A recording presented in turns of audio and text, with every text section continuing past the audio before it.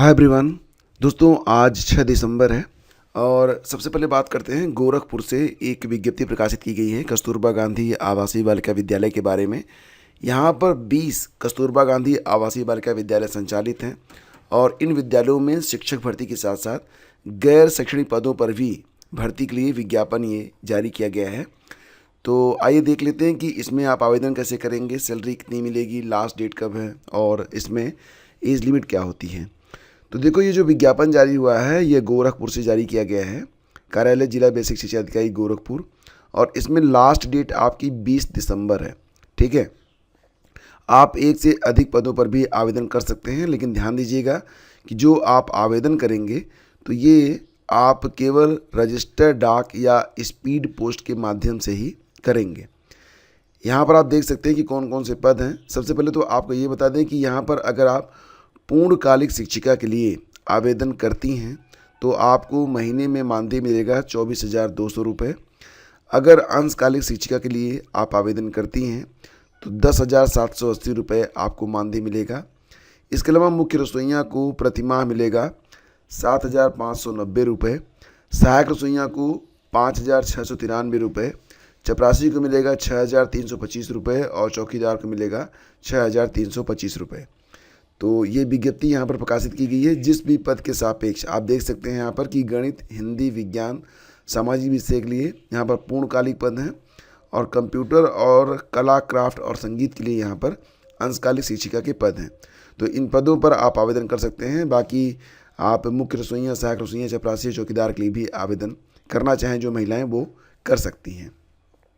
आवेदन कैसे करना है, तो इसके लिए क्या करना है कि आवेदन पत्र साफ और सुंदर अक्षरों में हस्तलिखित हो या फिर टंकित हो, यही स्वीकार्य होगा, जिस पर अभ्यर्थी का पूरा बायोडाटा अंकित होना अनिवार्य है।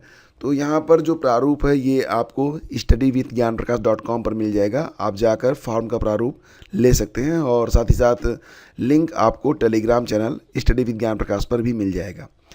तो यहाँ पर आपको जो पूर्णकालिक शिक्षिका होंगी, अंशकालिक शिक्षिका होंगी, इनका चयन मेरिट के आधार पर होगा, जबकि मुख्य रसोइया, सहायक रसोइया, चपरासी और चौकीदार के पदों पर जो चयन होगा वो इंटरव्यू के आधार पर किया जाएगा। एज लिमिट रहेगी 25 साल से लेकर 45 साल के बीच में। और बाकी जानकारी आप नोटिफिकेशन देखने के बाद ही आवेदन करिएगा। नोटिफिकेशन आपको हमारे टेलीग्राम चैनल स्टडी विद ज्ञान प्रकाश पर भी भेज दिया गया है, वहाँ से भी जाकर आप इसे डाउनलोड करके पढ़ सकते हैं। और इसी के साथ देखो, यूपीपीएससी के द्वारा 2 इम्पॉर्टेंट नोटिस जारी की गई है और ये नोटिस आज के अखबारों में भी है। जो पहली नोटिस है ये विभागीय परीक्षाओं के लिए है, विभागीय परीक्षाएं 2024, जिसकी परीक्षा 25 फरवरी से लेकर 24 फरवरी 2025 के बीच में करवाई जाएगी। कहाँ पर? उत्तर प्रदेश लोक सेवा आयोग, परीक्षा भवन, भूमितल, प्रयागराज में। तो इसके लिए बाकी जानकारी आपको वेबसाइट पर मिल जाएगी। और जो दूसरी नोटिस है इसको भी देख लेते हैं। ये नोटिस सहायक नगर नियोजक परीक्षा 2023 के बारे में, जिनका जो डॉक्यूमेंट वेरिफिकेशन का काम है और इसका फाइनल रिजल्ट आया था 29 नवंबर को। डॉक्यूमेंट वेरिफिकेशन का काम 13 दिसंबर से स्टार्ट होगा और सुबह प्रातः 10 बजे से। तो अभ्यर्थी अपने समस्त अनिवार्य अर्हता, आरक्षण संबंधी प्रमाण पत्रों, मूल और छायाप्रति के साथ आयोग कार्यालय में निर्धारित तिथि और समय पर उपस्थित होना सुनिश्चित करें। बाकी पूरी जानकारी आपको ऑफिशियल वेबसाइट upsc.up.nic.in पर जाकर मिल जाएगी।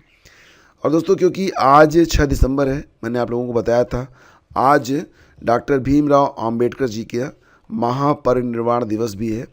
तो डॉक्टर भीमराव अंबेडकर जी जो कि संविधान निर्माता, सामाजिक समरसता के शिल्पकार, उत्कृष्ट विचारक और महान समाज सुधारक भी थे।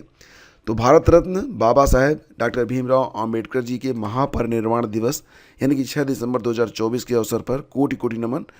देखो, उत्तर प्रदेश सरकार के द्वारा भी डॉक्टर भीमराव अंबेडकर जी के महापरिनिर्वाण दिवस के इस अवसर पर उन्होंने कुछ कार्यक्रम आयोजित किए हैं, जैसे कि आप देख सकते हैं यहाँ पर कि विशेष श्रद्धांजलि सभा जो कि भारत रत्न बाबा साहेब बोधिसत्व डॉक्टर भीमराव अंबेडकर महासभा, विधानसभा मार्ग, लखनऊ में समय 9:30 बजे से आयोजित की जाएगी। इसके अलावा सांस्कृतिक सुर श्रद्धांजलि डॉक्टर भीमराव अंबेडकर सामाजिक परिवर्तन प्रतीक स्थल, गोमती नगर, लखनऊ में सायं 5 बजे से आयोजित की जाएगी। तो अगर आप लखनऊ में हैं तो आप यहाँ पर शामिल हो सकते हैं और डॉक्टर भीमराव अंबेडकर को अपनी श्रद्धांजलि अर्पित कर सकते हैं। देखो यहाँ पर मुख्य सेविका के लिए 2567 पदों पर भर्ती के लिए 8337 अभ्यर्थियों को शॉर्टलिस्ट किया गया है और इनका जो डॉक्यूमेंट वेरिफिकेशन का काम है ये 17 दिसंबर से लेकर 13 फरवरी के बीच में करवाया जाएगा। यूपी ट्रिपल एससी ने इसके लिए यहाँ पर रोल नंबर के साथ साथ सारी जानकारी उपलब्ध करवा दी है। तो आयोग की ओर से मुख्य सेविका के 2693 पदों पर चयन की प्रक्रिया शुरू की गई थी, लेकिन विभाग के कर्मचारी इस मामले में कोर्ट गए थे। हाई कोर्ट के निर्देश पर 2693 में से 126 पदों को खाली रखते हुए 2567 पदों पर भर्ती की प्रक्रिया तेज कर दी गई है। तो आयोग के सचिव अवनी सक्सेना ने बताया कि 2 पालियों में डॉक्यूमेंट वेरिफिकेशन 17 से 13 फरवरी के बीच में करवाया जाएगा और आपको जानकारी कि किसका डॉक्यूमेंट वेरिफिकेशन कब होगा ये आपको यूपी ट्रिपल एससी की ऑफिशियल वेबसाइट पर अवगत करा दिया गया है। बाकी जानकारी यहाँ पर आज के सभी अखबारों में है, तो सभी कटिंग्स यहाँ पर उपलब्ध हैं। देखो बता दें कि उत्तर प्रदेश में 3 नए राज्य विश्वविद्यालयों की स्थापना की गई है और उसमें आपकी जो पढ़ाई लिखाई का काम है ये भी स्टार्ट कर दिया जाएगा। तो ध्यान दीजिएगा, यह आपकी प्रतियोगी परीक्षाओं के लिए इंपॉर्टेंट क्वेश्चन हो सकता है कि 3 नए जो विश्वविद्यालय उत्तर प्रदेश में शुरू किए गए हैं उनके नाम कौन कौन से हैं। तो इसमें 4 नाम दे देंगे, पूछ लेंगे आपसे कि कौन एक साथ नहीं है, इसमें कौन एक नहीं है। तो तीनों पता होने आपके लिए ज़रूरी हैं। इनमें देखिए, एक तो आपका है माँ विंध्यवासिनी विश्वविद्यालय, दूसरा है माँ पाटेश्वरी विश्वविद्यालय और तीसरा है गुरु जम्भेश्वर विश्वविद्यालय। तो इनमें जो है कुलपतियों की नियुक्तियां हो चुकी हैं और अब जो पढ़ाई लिखाई का काम है ये शीघ्र ही स्टार्ट कर दिया जाएगा। जो लोग असिस्टेंट प्रोफेसर परीक्षा की तैयारी कर रहे हैं, विज्ञापन संख्या 51 में यूपीएचईएससी के उम्मीदवार हैं, वो लोग अब ये जान लें कि उनकी परीक्षाएं केवल प्रयागराज में नहीं होंगी, उनकी परीक्षाएं अब प्रयागराज के बाहर भी करवाई जाएंगी और इसकी तैयारियां की जा रही हैं। आप जान लें कि असिस्टेंट प्रोफेसर की जो परीक्षा होगी यह 9 और 10 फरवरी को आयोजित की जाएगी। तो इस पर भी आप लोग फोकस करिएगा और इसके लिए दूसरे जिलों में भी परीक्षा केंद्र बनाए जाएंगे। जो न्यू एसओपी जारी हुई है उसके मुताबिक जो पुरुष अभ्यर्थी हैं उनका परीक्षा केंद्र मंडल के बाहर रहेगा। तो जिस मंडल के आप हैं उस मंडल में आपकी परीक्षा नहीं होगी, आपको दूसरे मंडल में परीक्षा देने के लिए जाना पड़ेगा।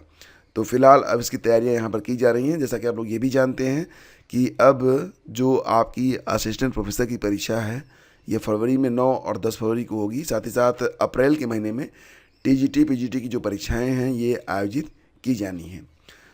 और अब 12वीं उत्तीर्ण जो विद्यार्थी होंगे किसी भी संकाय से अपना ग्रेजुएशन पूरा कर सकेंगे, यानी कि जो 12वीं के अनिवार्य विषयों की बाध्यता पहले रहती थी अब ये बाध्यता नहीं रहेगी। साथ ही साथ यहाँ पर एक और भी बहुत ही इम्पोर्टेंट अपडेट है कि कोई भी छात्र यूजी और पीजी प्रोग्राम में अलग अलग 2 डिग्री प्रोग्राम की पढ़ाई कर सकता है, यानी कि कोई छात्र यूजी में भी और पीजी में भी 2 अलग अलग डिग्री प्रोग्राम की पढ़ाई कर सकता है। हालांकि इसके लिए अभी विस्तृत गाइडलाइंस जो हैं वो जारी नहीं की गई हैं, तो डिटेल में जब जानकारी आ जाएगी तो मैं आपको सूचित कर दूंगा। लेकिन यहाँ पर कम से कम एक बात तो यहाँ पर है कि अब आप अपना समय बचा सकते हैं। अगर आप डेडिकेशन के साथ पढ़ाई करें तो यूजी और पीजी यह कम समय में आप पूरा कर सकेंगे। अब यहाँ पर देखिए, जो नई गाइडलाइन आई है यूजीसी रेगुलेशन 2024 उसी में ये सारी व्यवस्थाएं की जा रही हैं और शीघ्र इसके बारे में बाकी जानकारियाँ भी धीरे धीरे उपलब्ध होना स्टार्ट हो जाएंगी। तो बाकी जो जानकारी फ्रेंड्स उसके लिए मिलते हैं आपसे अगले वीडियो में। और अगर ये सेशन आपको पसंद आया तो वीडियो को लाइक और शेयर आप लोग करते रहिए। studyvithgyanprakash.com पर आपको जो है करंट अफेयर प्रतिदिन दे दिया जाता है। आप चाहें तो जाकर लॉगिन करके पढ़ सकते हैं या फिर आप टेलीग्राम चैनल पर भी क्विज लगा सकते हैं करंट अफेयर के। और बाकी जो टीजीटी पीजीटी के अभ्यर्थी हैं वो लोग इस चैनल को सब्सक्राइब कर लें, साथ ही साथ यूपी पीसीएस वाले भी, क्योंकि यहाँ पर आपको प्रतिदिन अब यूपी पीसीएस आरओ और यूपी टीजीटी पीजीटी से संबंधित मॉक टेस्ट करवाए जाएंगे। तो आप अपनी प्रतिभा को यहाँ पर जांच सकते हैं, आप अपनी तैयारी को यहाँ पर चेक कर सकते हैं। मिलते हैं आपसे अगले वीडियो में। आगे दीजिए, नमस्कार, जय हिंद।